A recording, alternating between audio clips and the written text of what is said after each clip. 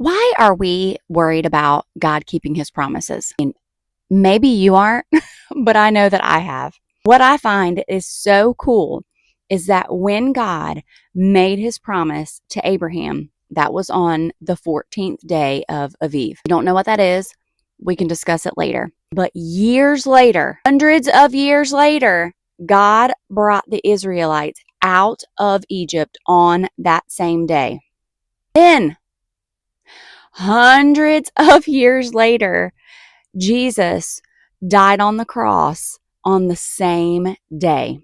Now, let me just say, even when my plan comes to the way I planned it all out, never could I do that in that long time span in between. That was God. He's the same yesterday, today, and forever.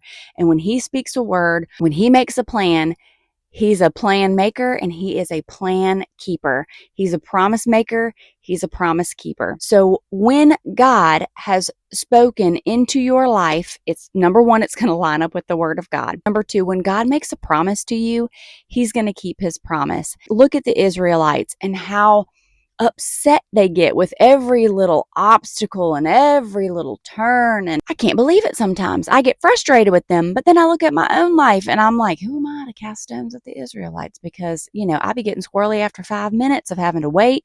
Or I think there's some huge obstacle in my way, a little speed bump. I get all upset and discombobulated about it. Let me also say that God's plan, number one, is so much higher, is so much bigger than we are. I know that God is so good. And when he makes a promise into our lives, that he is going to keep it. But we also have to remember that the promise that he made to Abraham was so much bigger than Abraham, that the promise that he made to the Israelites was so much bigger than just to the Israelites. And what Jesus did on that cross was even so much bigger than just that day.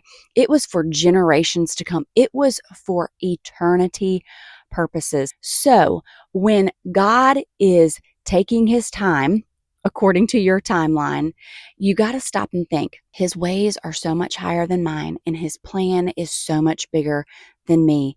So let me wait on God.